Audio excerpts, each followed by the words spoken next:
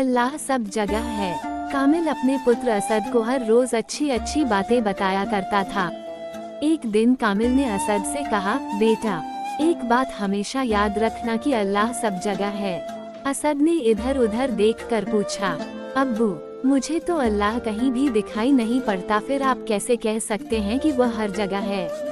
पिता ने असद को समझाते हुए कहा, बेटा जिस तरह हवा सब जगह है लेकिन हमें दिखाई नहीं देती, उसी तरह अल्लाह भी सब जगह है लेकिन हमें दिखाई नहीं देता।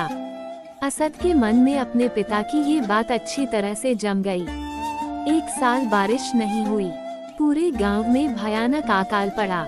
सारा गांव दुखी था। कामिल के खेत में उस साल की पूरी फसल बर्बाद हो गई। चारों ओर भूखमरी फैली हुई थी। एक दिन रात के अंधेरे में कामिल अपने बेटे असद को लेकर पड़ोस के गांव में गया और वह एक खेत में चोरी करके कुछ अनाज इकट्ठा करने के लिए घुस गया। उसने असद को मेंढ पर खड़ा करके उससे कहा, बेटा चारों ओर ध्यान देना, कोई भी आए तो मुझे बता देना। ऐसा कहकर जैसे ही कामिल अनाज काटने लगा, असद जोर से चिल्लाया, अब्बू रुकिए, हमें कोई देख रहा है। कामिल जल्दी से उसके पास गया और इधर उधर देखने लगा, लेकिन वहाँ कोई नहीं था। उसने असद से कहा, यहाँ तो कोई नहीं है, फिर कौन हमें देख रहा है? असद ने कहा, अब्बू आपने ही तो कहा था कि अल्लाह हर जगह है, तो वो यहाँ भी होगा ना, वो ही हमें देख रहा है। असद की बात सुनकर कामिल बहुत शर्मिंदा हुआ।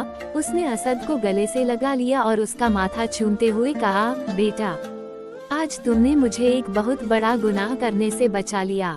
इस कहानी से हमें ये नसीहत मिलती है कि हालात चाहे जैसे भी हो, हमें कभी भी कोई गलत कदम नहीं उठाना चाहिए, क्योंकि कोई हमारे बुरे कामों को देखे या न देखे, लेकिन खुदा देख रहा होता है।